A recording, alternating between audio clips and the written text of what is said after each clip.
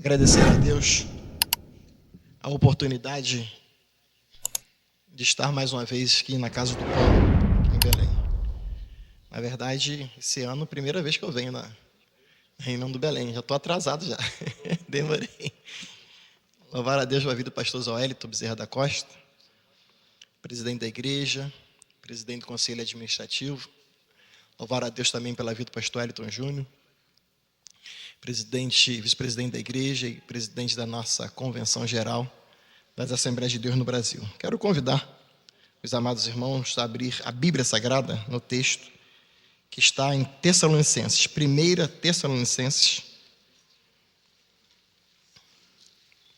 Tessalonicenses, no capítulo 5.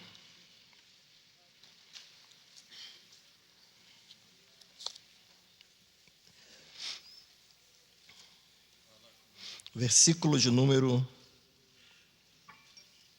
17.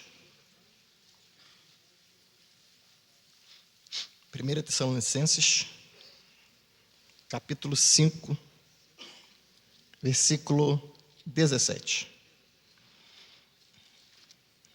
Vamos ler juntos? Vamos? Orai sem cessar. Pode tomar assento.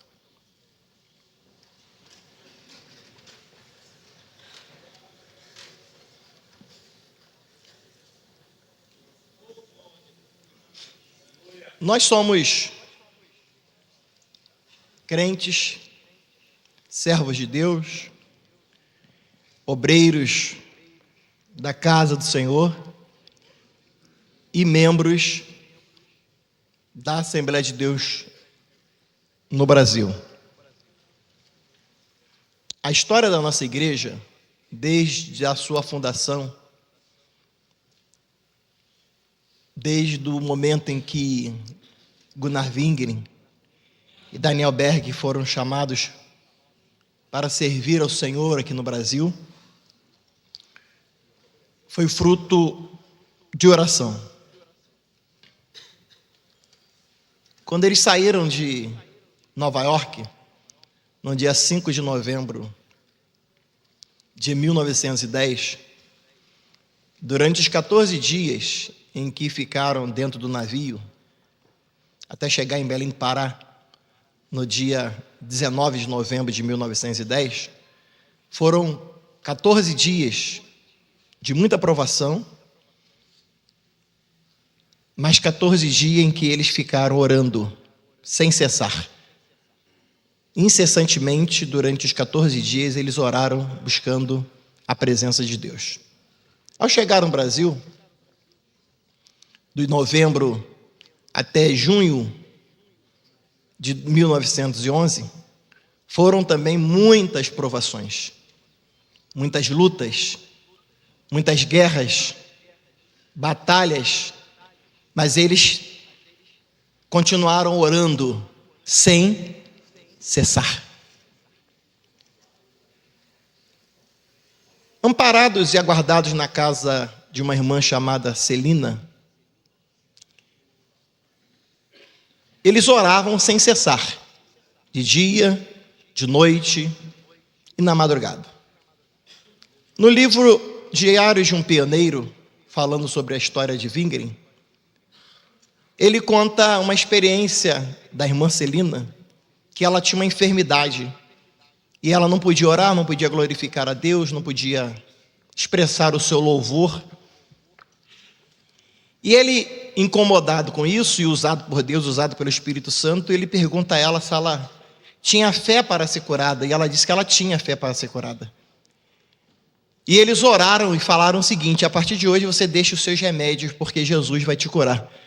E Jesus curou a irmã Celina da enfermidade. Esta irmã Celina, agora curada, deixou os remédios de lado e certamente foi curada e foi curada. Ela começa a clamar a Deus para que Jesus a batizasse com o Espírito Santo, porque os missionários haviam chegado 6 meses antes, chegaram em 19 de novembro de 1910, já estavam chegando a junho, e muitas lutas, muitas guerras, muitas batalhas, porque eles pregavam que Jesus salva, Jesus cura, Jesus batiza com o Espírito Santo, e Jesus em breve voltaria para buscar a igreja aquele povo, aquele grupo que ali estavam, foram avivados por Deus, avivados por aqueles dois jovens, um com 26 anos e um com 33 anos. Estavam ali pregando a palavra, incentivando a palavra,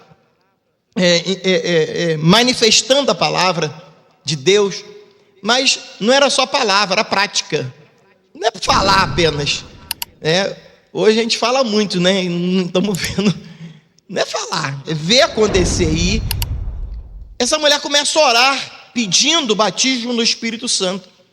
Após um culto de oração, porque eles oravam sem cessar, ela vai para a casa dela, e começa a buscar a Deus.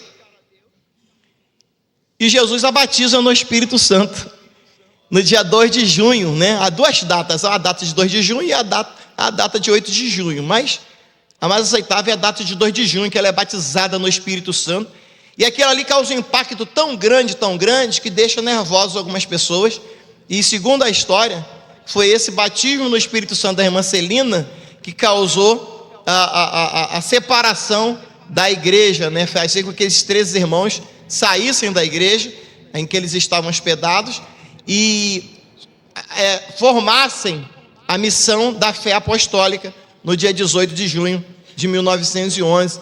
Então vejam que a fundação da igreja, a Assembleia de Deus, foi uma fundação que aconteceu porque os crentes fundadores oravam sem cessar.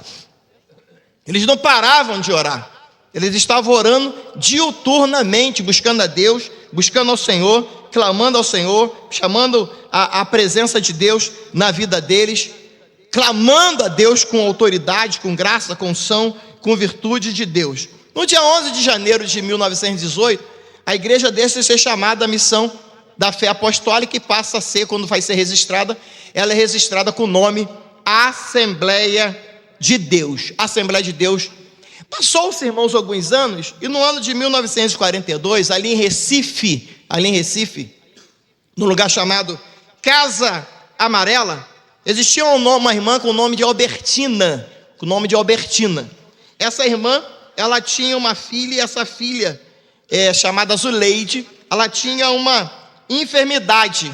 Essa menina chamada Zuleide, ela não andava, ela também não falava, e os médicos da época diziam que ela ia viver apenas 8 anos. O que essa irmã resolveu fazer? Ela chamou algumas irmãs para orar a Deus, para buscar a Deus, para que Deus mostrasse qual era a vontade dele em relação à vida da filha. Na primeira noite de oração, quando elas começaram a orar, alguém recebeu uma profecia, alguém entregou uma profecia e disse o seguinte: essa enfermidade não é para a morte, essa enfermidade é para mostrar a vocês o que Deus vai fazer aqui nesta cidade, o que Deus vai fazer no Brasil. Elas começaram a orar, a buscar a Deus, e o que Jesus fez? Jesus curou a Zuleide, curou aquela jovem que estava prevista viver 8 anos, e ela viveu 49 anos, para a glória de Deus. Por quê? Porque essas irmãs oravam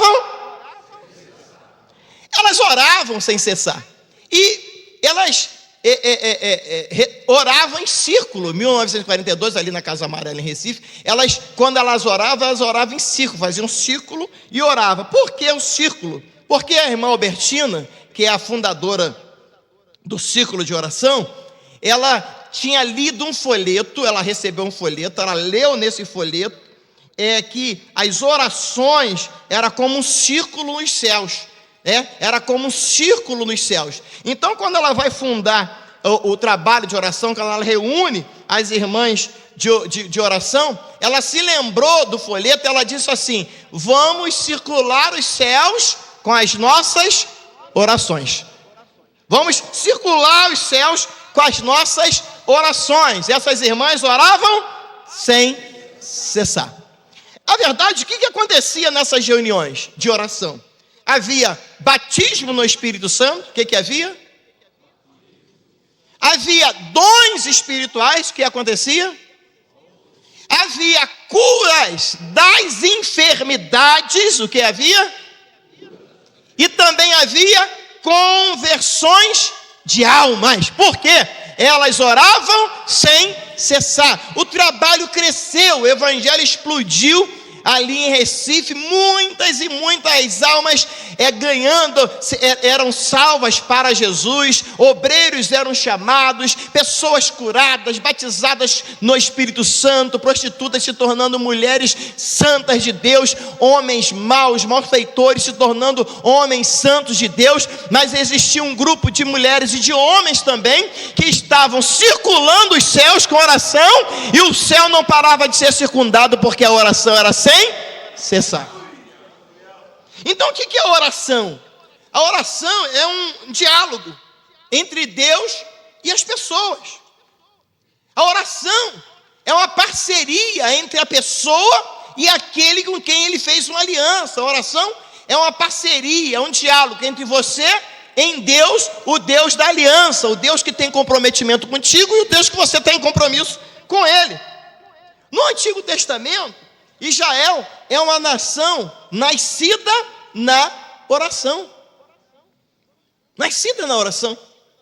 Deus ouviu os clamores dos judeus, dos hebreus, quando eles oravam. Você que tem o seu texto bíblico, por favor, Êxodo capítulo 3, versículo de número 7.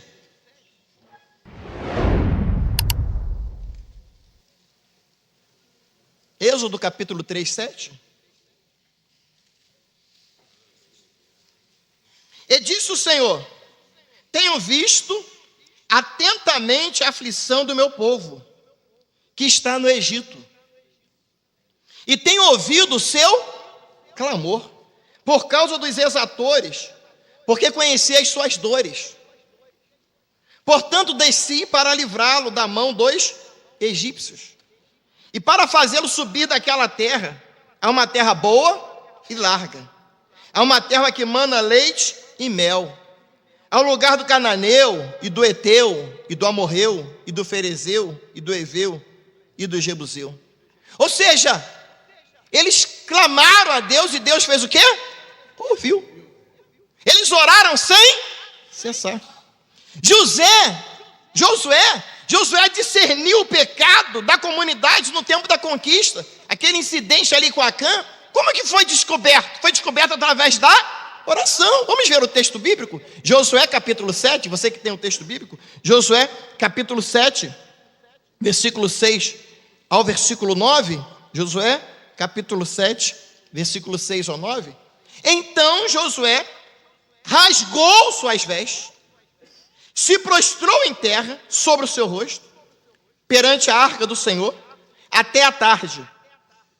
Ele e os anciãos de Israel, e deitaram pó sobre as suas cabeças. Não somente ele e todos os obreiros que estavam com ele. E disse Josué: ah, Senhor Jeová, porque com efeito fizeste passar este povo o Jordão, para nos dares nas mãos dos amorreus, para nos fazerem perecer? Tomara nos contentáramos com ficarmos além do Jordão. Ouvindo isso, os cananeus de todos os moradores da terra nos cercarão e desarraigarão o nosso nome da terra. E então que farás o teu grande nome? Então disse o Senhor a Josué, depois da oração de Josué, depois da oração dos anciãos, olha o que Deus diz para Josué: levanta-te, porque estás prostrado assim sobre o teu rosto. Eu vou te mostrar quem é o pecador dentro da congregação. O Josué orou sem cessar. Ele foi buscar a resposta na oração. Nós vemos da mesma sorte, irmãos, Davi, quando é repreendido, Davi, quando está sem contato com Deus, nós temos no Salmos 51, se você puder abrir o seu texto bíblico, no Salmos 51, Davi vai dizer: tem misericórdia de mim, ó Deus, segundo a tua benignidade, apaga as minhas transgressões, segundo a multidão das tuas misericórdias. Lava-me completamente, ele reconhece a sua iniquidade, lava-me completamente da minha iniquidade, purifica-me do meu pecado, porque conheço as minhas transgressões e o meu pecado está sempre diante de mim. Contra ti somente pequei e fiz o que é mal aos teus olhos, para que seja justificado quando falares e puro quando julgares. Salmo 51, versículo 1 ao 4. Então Davi, no momento em que ele erra, ele ora sem cessar. Ele não elimina a oração da vida dele, ele não tira a oração da vida dele, ele não diminui o diálogo e a conversa que ele tem com Deus. Davi orou sem cessar. O que não dizer de Elias e Eliseu, os milagres que eram operados através da oração. Elias orava sem cessar e Eliseu orava sem cessar. O que falar dos profetas, irmãos? Dos profetas escritores, os profetas que clamaram, mas eles clamavam com coerência. A oração desses homens, desses profetas, vamos ver o texto que está em Oséias, capítulo 7. Oséias, capítulo 7, versículo 14. Uma oração coerente, uma oração que tem a ver com a vida moral, uma oração que tem a ver com a responsabilidade social. Oséias, no capítulo 7, versículo 14, olha o que o texto bíblico diz: e não clamaram a mim com o seu coração. Olha que responsabilidade. E não clamaram a mim com o seu coração, mas davam uivos nas suas camas. Para o trigo e para o vinho se ajuntam, mas contra mim se rebelam. Então a oração tem a ver com a vida moral. A oração não é uma fala, uma falácia, uma conversa. E neste caso aqui, o que o profeta está dizendo é assim: vocês estão dando uivo, vocês estão bradando forte, mas a vida moral de vocês não está quando nada com a oração que vocês estão falando. Vocês estão pensando que estão falando com quem? Vocês estão pensando que estão conversando com quem?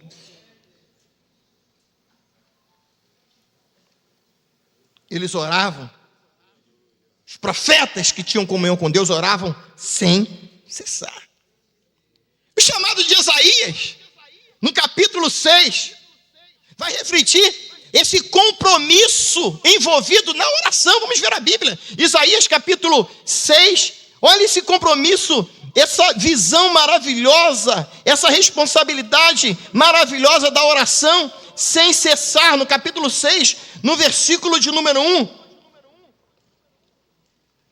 No ano em que morreu o rei Uzias, ele diz: eu vi o Senhor assentado sobre um alto e sublime trono. E vejam, irmãos, que visão de ver o Senhor, de sentir a presença do Senhor, de sentir a glória do Senhor, e de não somente ver, sentir, perceber, é deixar que os outros vejam, deixar também que os outros percebam essa presença de Deus na vida daquelas pessoas que estão em nossa volta. O versículo 2 vai dizer: os serafins estavam acima dele, cada um tinha 6 asas, com 2 cobriam o rosto, com 2 cobriam os pés, com 2 voavam, e clamavam uns para os outros, dizendo: Santo, Santo, Santo é o Senhor dos exércitos, toda a terra está cheia da sua glória. E os umbrais das portas se moveram com a voz do que clamava, e a casa se encheu de fumaça. Era tanta glória, era tanta presença no momento de oração, no momento de clamor, no momento de busca, no momento incessante. Orava sem cessar. Isaías estava orando sem cessar, que no versículo 5 ele diz: então disse eu: ai de mim, que vou perecendo, porque eu sou um homem de lábios impuros, e habito no meio de um povo de impuros lábios, e os meus olhos viram o Rei, o Senhor dos exércitos. A oração não faz ninguém ficar soberbo, a oração faz a pessoa descer, ficar humilde na presença dele. Chorecanda orabacaia, aleluia. Orar sem cessar. Aleluia. O que dizer dos salmos, irmãos? Os salmos nos ensinam a variedade e a honestidade na oração. Diga: honestidade na oração. Honestidade na oração. O salmo nos ensina isso. O salmo nos ensina a proclamar o louvor. O salmo nos ensina a pedir perdão. A pessoa está orando e está odiando o irmão. Está orando e está odiando o obreiro. está orando e está perseguindo o obreiro. O Salmo nos ensina a buscar a comunhão, não somente com Deus, mas também com o irmão. Não tem como ter comunhão com Deus se está em guerra com o irmão, isso partindo de você, é claro. O Salmo nos ensina a proteção. O Salmo nos mostra que Jesus ainda é o mesmo. Ele arranca a enfermidade, ele arranca a dor, ele cura o enfermo. Aleluia. Aleluia. E Jesus demonstra isso também, irmãos, no Novo Testamento, para que nós tenhamos uma vida de oração.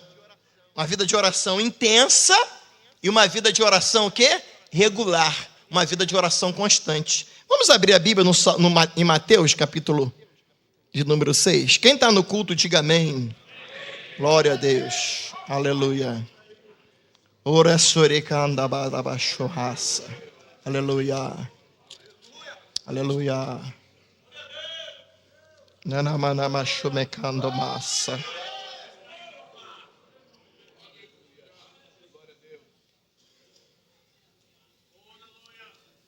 Mateus capítulo 6.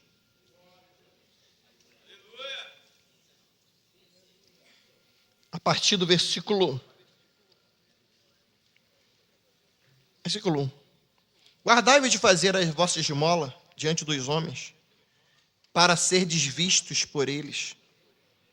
Aliás, não tereis galardão junto de vosso Pai, que está nos céus. Quando, pois, deres esmola, não faças tocar trombeta diante de ti, como fazem os hipócritas nas sinagogas, nas ruas, para serem glorificados pelos homens. Em verdade vos digo que já receberam seu galardão. Mas quando tu deres esmola, não saiba a tua mão esquerda o que faz a tua direita, para que a tua esmola seja dada ocultamente, teu Pai, que vê em secreto, te recompensará publicamente. Versículo 5. E quando orares, não sejas como os hipócritas. Não sejas como os... E quando orares, não sejas como os hipócritas, pois se comprazem em orar em pé nas sinagogas e as esquinas das ruas, para serem vistos pelos homens. Em verdade vos digo que já receberam o seu galardão. Mas tu, quando orares, entra no teu aposento, e fechando a tua porta, ora a teu Pai, que vê o que está oculto. Deus vê o que está oculto. Aleluia. E teu Pai, que vê o que está oculto, te recompensará. E orando, não useis de vãs repetições, como os gentios, que pensam que por muito falarem, serão ouvidos. Não vos assemelheis, pois, a eles, porque vosso Pai sabe o que vos é necessário antes de vós lhe pedirdes. Portanto, vós orareis assim: Pai nosso que estás nos céus, santificado seja o teu nome, venha o teu reino, seja feita a tua vontade, tanto na terra como no céu. O pão nosso de cada dia dá-nos hoje. Perdoa-nos as nossas dívidas, assim como nós perdoamos aos nossos devedores. E não nos induzas à tentação, mas livra-nos do mal, porque teu é o reino, e o poder, e a glória, para sempre. Amém. O versículo 5 desse texto diz exatamente isso. E quando orares, não seja como os hipócritas, que se comprazem em orar em pé nas sinagogas. Existem pessoas que oram para impressionar a congregação. É aquela pessoa que é chamada para orar antes do pregador e ele faz uma oração de meia hora. Ele vai fazer a oração para o pregador, mas ele faz uma oração, fala a língua estranha, dá brado, entrega a profecia, ele quer aparecer, ele quer impressionar. Aí Jesus chama de hipócrita. Porque quem ora sem cessar está orando com Deus, está orando em honestidade. Ele não está orando para impactar ou pensar que vai impactar a congregação, para a congregação dizer assim, a oração dele foi melhor do que o que o pregador pregou. Jesus também proibiu, no capítulo 6 de Mateus, proibiu qualquer tentativa de manipular Deus. A oração não é instrumento para você tentar manipular Deus para fazer a tua vontade. Não é a tua vontade, é a vontade dele, é a vontade de Deus. Essa oração de Mateus vai nos ensinar que nós temos que confiar no Pai, confiar em Deus. Há pessoas que são, irmãos, impactadas lamentavelmente pelaquilo que vê e não pelaquilo que ele não está vendo, mas é o que de fato está acontecendo. Eu já contei aqui uma vez em que fui orar com um amigo meu e com muita tranquilidade e honestidade fui fazer a oração pela irmã. Só que eu orei na boa, né? Deus abençoa a tua serva, traz a cura, Senhor. E fiz a oração.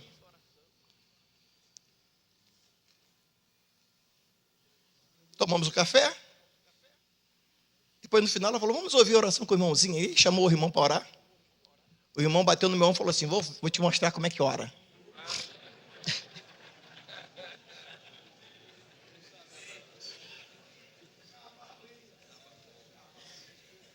Meu Deus, meu Pai. Aí pegou a cabeça da irmã, esta mulher. Deu uma rajada de língua estranha, glória a Deus. Sapateou. Acabou de orar, falou assim, viu aí? E não é que a mulher levou mais fé na oração dele do que na minha.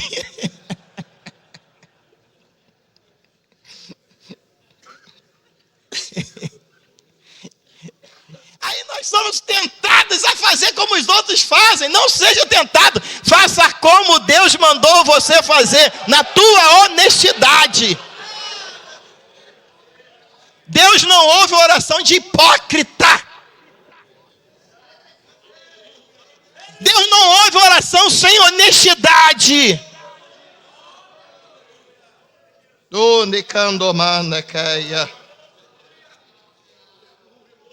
Nós devemos pensar, através do exemplo de Jesus, nós devemos pensar que devemos orar sempre com fé. Não devemos pedir sem fé. A oração sem cessar deve ser com fé. Por que nós não recebemos algumas coisas que pedimos? Porque as motivações são egoístas e nós não vamos receber. Muitas vezes nós não recebemos a oração. Vamos ver Tiago, capítulo de número 4.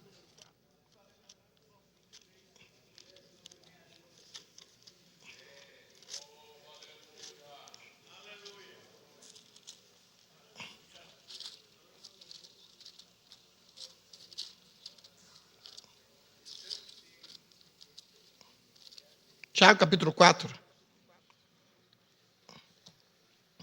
versículo 7.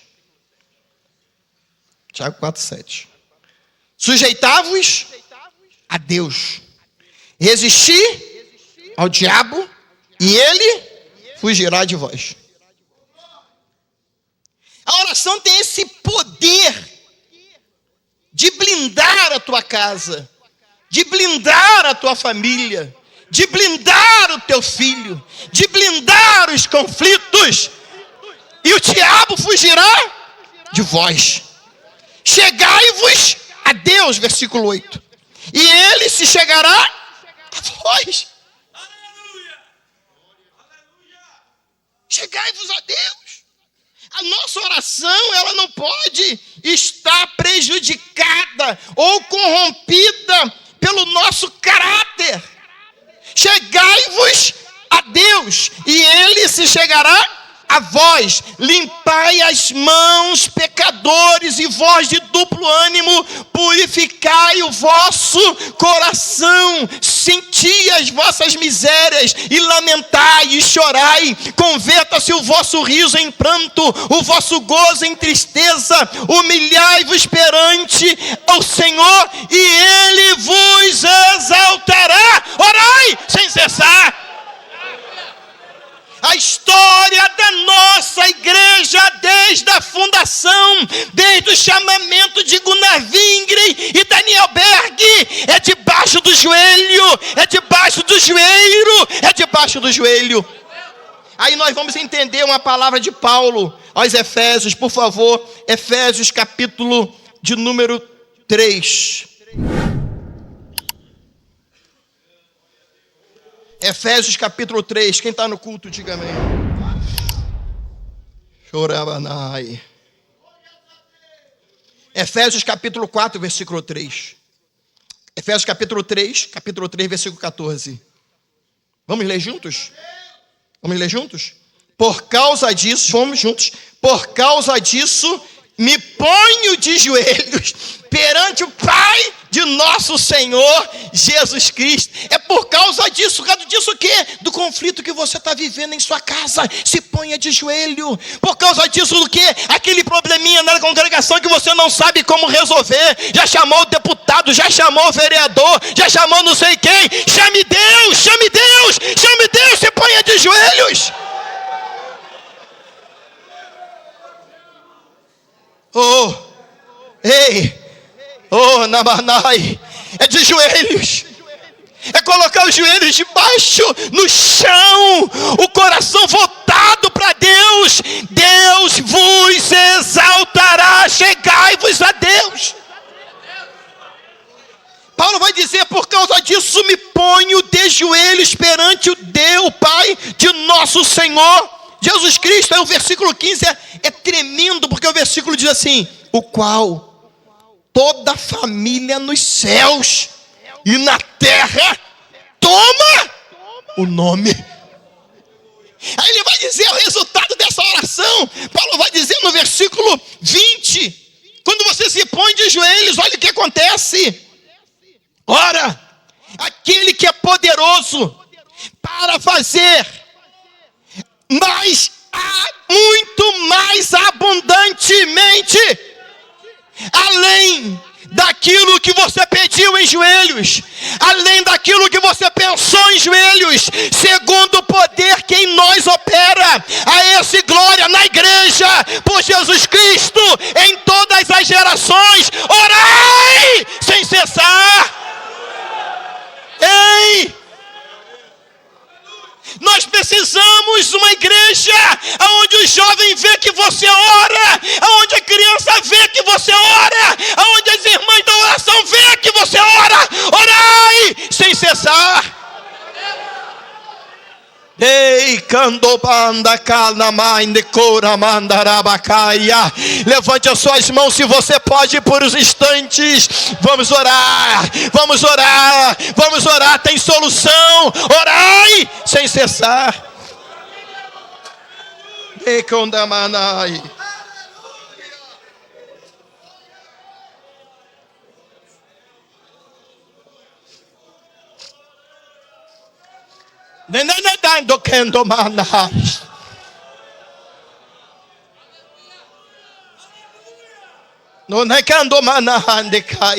Orai sem cessar.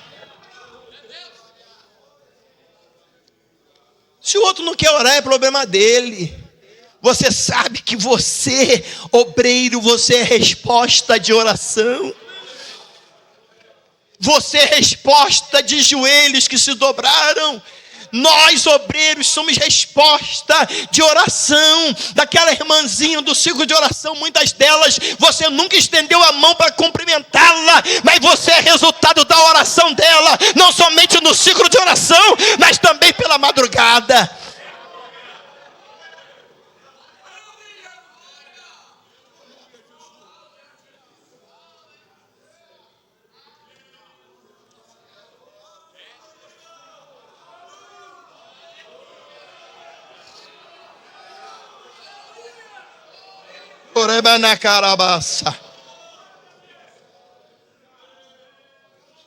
Orai sem cessar.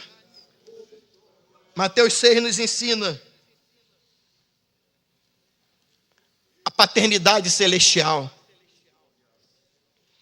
Jesus nos ensina que o Pai Deus, nosso Pai Deus, Ele não está longe. Por que Ele não está longe? Porque o Pai é nosso. Pai nosso. Pai nosso. Diga, por favor, Pai nosso. Mateus 6 nos ensina a santidade do nome. A santidade do nome. Sendo santo, o nome do Pai cabe a quem se dirige a Ele. E é preciso respeitá-lo. Você está se dirigindo a um santo. Então os lábios impuros podem até clamar a Deus, mas tem que pedir a purificação. Isaías disse, ai de mim. Tenha misericórdia de mim, ó Deus.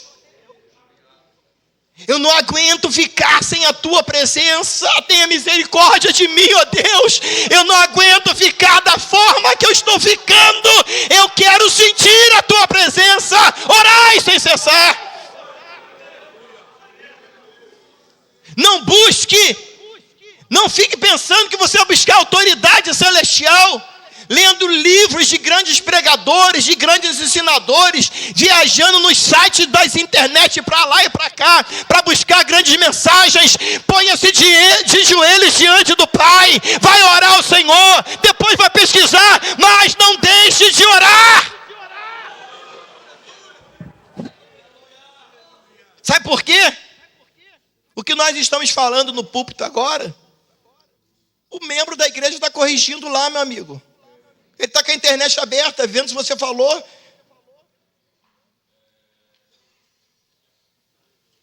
Mas a unção não. A unção faz a diferença. A unção faz a diferença, a glória de Deus. Então Ele vai derramar a glória dEle, porque Ele sabe que você buscou na fonte, você buscou no poço, e o poço é fundo. Você derramou a tua alma diante de Deus, da presença do Senhor. Paulo vai dizer, nesse Mateus 6 vai dizer, Jesus ensinando, que a vinda do reino, o cumprimento do que se está suplicando, revela claramente que se aspira, você quer que a vontade do Eterno, que a vontade de Deus seja feita. Onde os seres humanos vão dizer, não é a minha vontade, é a vontade de Deus, é a vontade do céu, é aquilo que Ele quer. É a prova de que nós que estamos suplicando queremos exatamente aquilo que Deus quer. Aí Paulo vai dizer aos Gálatas no capítulo 2, no versículo 20. Já estou crucificado com Cristo. E vivo, não mais eu, mas Cristo vive em mim. E a vida que agora vivo na carne, vivo na fé do Filho de Deus, o qual me amou e se entregou a si mesmo por mim. Romanos capítulo 6, versículo 11. Romanos capítulo 6, versículo 11 diz: assim também vós considerai-vos como mortos para o pecado. Aí você vai dizer, mas pastor Luiz, tem muito pastor pecando, muita gente pecando, problema deles. Eu fui chamado para viver para Deus, eu fui chamado para viver morto para o pecado. Eu fui chamado para dar testemunho para minha esposa, Cláudia. Eu fui chamado para dar testemunho para minha filha, Kathleen, para o meu filho César. Dentro do meu lar, um sacerdote respeitado pela minha casa, pela minha família.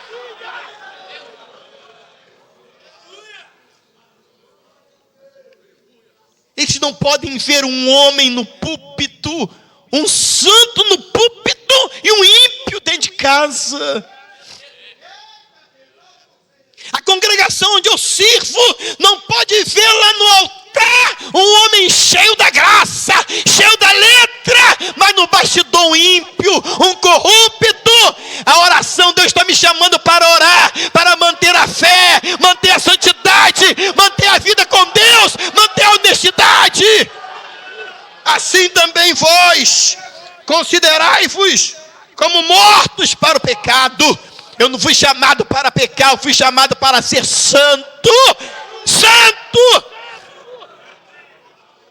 mas vivos para Deus. Quem está no culto? Vivos para Deus, em Cristo nosso Senhor. Queremos de fato que a vontade de Deus seja feita na nossa vida? Nós queremos isso, irmãos, que a vontade de Deus seja feita na nossa vida? Então vamos orar sem cessar. Não vamos desistir de orar, não vamos desistir de clamar. Sejamos como o obreiro, como aquele militar que está no posto. Ele não sai do posto enquanto a rendição não chegar. A nossa rendição é: vamos orar sem cessar, que a rendição vai vir, a glória vai descer, a resposta vai vir, e você vai cantar o hino da vitória. Orar sem cessar. O versículo 11 de Mateus 6 vai nos mostrar o alimento necessário. O alimento necessário. Glória ao nome de Jesus. Quem está no culto?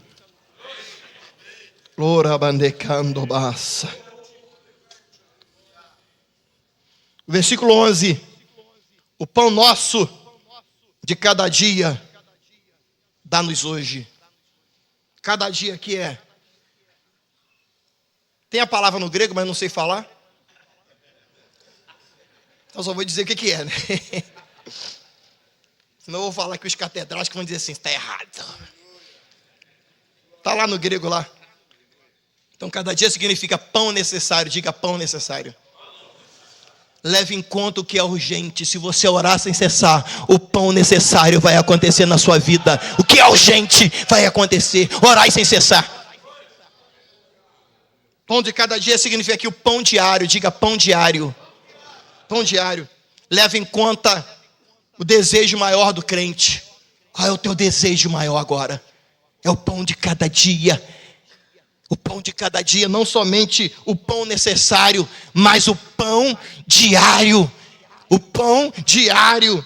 O pão necessário é aquilo que é urgente. Veio urgente. Quantos de nós já fomos chamados para orar numa necessidade que surgiu? Gente, vamos orar, vamos orar. E há pessoas que oram de qualquer jeito. Olha aqui, quando alguém te chamou para orar, é porque a pessoa está acreditando que você tem contato com Deus e Deus tem contato contigo. Então ore com seriedade. Também é o pão diário. É o que você está precisando. Mateus 26 vai dizer: enquanto comiam, Jesus tomou o pão e, abençoando, o partiu e disse, e deu aos discípulos e disse: tomai e comei, isto é meu corpo, porque isto é meu sangue, o sangue do Novo Testamento, que é derramado por muitos para a remissão dos pecados. O pão aqui do versículo 11 também tem a ver com o pão do amanhã. Pão necessário, vamos lá, pão necessário, pão diário e pão de amanhã. Pão de amanhã aqui é o desejo escatológico. Qual é o desejo escatológico? Que Jesus vem para buscar a tua igreja. O desejo escatológico aqui, esse pão de cada dia, é ter a impressão correta de que as lutas vão findar, porque Jesus vem buscar a sua igreja, vai vir buscar o teu povo, o povo que está clamando pelo nome do Senhor. Esse desejo de orar de Mateus 26, Mateus capítulo 6, fala sobre o perdão nos relacionamentos. Tradicionalmente o judeu perdoava 3 vezes. Pedro, para se mostrar muito santo, fala com Jesus 7 vezes, né? Aí Jesus resolve o problema e diz assim, 70 vezes 7. Então, nenhum de nós aqui tem o direito de não perdoar, porque Jesus mandou perdoar 70 vezes 7. Quer que as suas orações não sejam pedidas? Busca a Deus. E vou concluir nesses 5 minutos. Segura aí que agora é paulada. Versículo 13. E não nos induza à tentação, mas livra-nos do mal. Porque o reino é de Deus, não é de propriedade dos homens. O reino é de Deus, não é de propriedade dos homens. A congregação não é tua, o setor não é teu. Você é apenas o mordomo que Deus usou alguém para entregar você, para você administrar lá. É de Deus. Aquele povo lá é de Deus. Aquele líder de mocidade é de Deus. Aquele líder de mocidade da noiva feminina é de Deus. O reino é de Deus. Muitos querem até dizer que são os donos do reino, mas o reino continua sendo de Deus. Orai sem cessar. E o poder? E o poder? Estou no tema ainda, tá? E não nos induz à tentação, mas livra-nos do mal. Porque teu é o reino. Salmo 62, versículo 11. Uma coisa disse Deus, 2 vezes a ouvir, que o poder pertence a Deus. Orai sem cessar. Quem ora sabe exatamente o teu lugar. Estou no texto ainda. Vou esgotar meus minutinhos todinho aqui. O poder e a glória. Diga glória. Versículo 13. Não nos induz à tentação, mas livra-nos do mal. Porque teu é o reino, e o poder, e a glória. Será que tem pregador que quer a glória para ele? Vou nem comentar. A glória pertence ao Isaías 42, 8.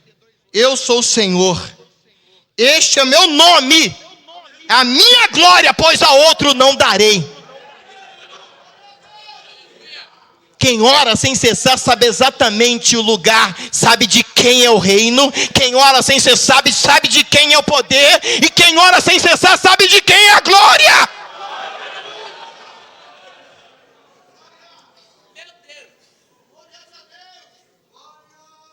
E vou concluir. Qualquer oferta que venha com essa proposta de achar que o reino é teu, de achar que o poder é teu, achar que a glória é tua, é de procedência maligna.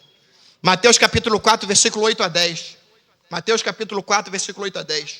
Novamente o transportou o diabo a um monte muito alto e mostrou-lhes todos os reinos do mundo e a glória deles. Quem mostrou? O diabo. Coitado, estava mostrando, coitado do diabo, né? Não posso dizer que o diabo é coitado, né? O diabinho, eu vou te falar, o diabinho deu bola fora. Foi mostrar para Jesus. Ele disse-lhe: tudo isso te darei se prostrado me adorar. Então disse-lhe Jesus: vai-te, Satanás, porque está escrito: ao Senhor teu Deus adorarás e só a Ele servirás. Jesus Cristo é essa expressa imagem de Deus.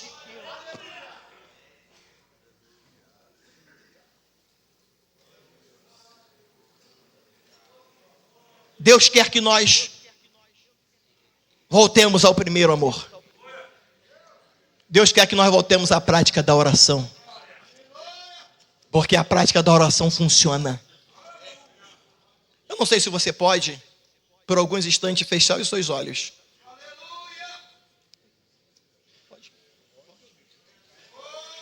Com a autorização do pastor da igreja, eu gostaria que vocês colocassem de pé com os seus olhos fechados.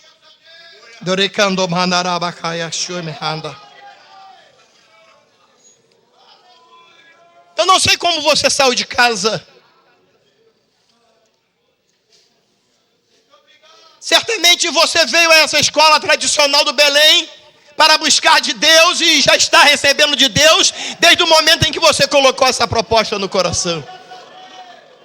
Eu não sei se você está precisando do pão necessário.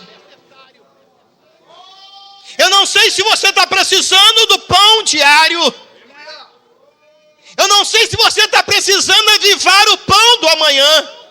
Mas uma coisa eu quero dizer para você, ministro: aquele que tem o pão diário para dar está aqui. Aquele que tem o pão necessário para dar está aqui. E aquele que está para avivar o pão do amanhã está aqui. Então neste momento eu gostaria, se você puder, com os olhos fechados, a mão levantada ou as mãos levantadas, vamos clamar ao Deus do céu. Vamos dar a Ele, clamar a Ele. Vamos clamar a Ele. Chame por Ele. Chame pelo nome de Deus. Chame pelo nome de Deus. O reino é dEle. O poder é dEle. A glória é dEle. E a resposta vem dEle. Em o nome de Jesus.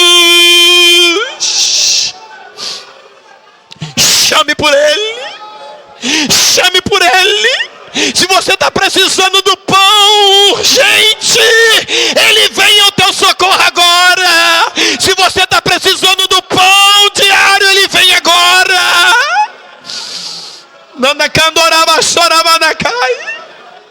Ore com honestidade.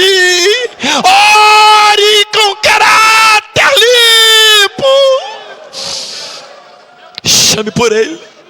Chame por Ele.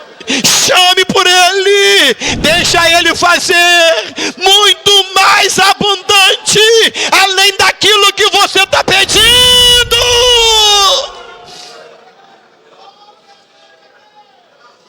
Deixa eu profetizar no nome dEle, pela palavra dEle.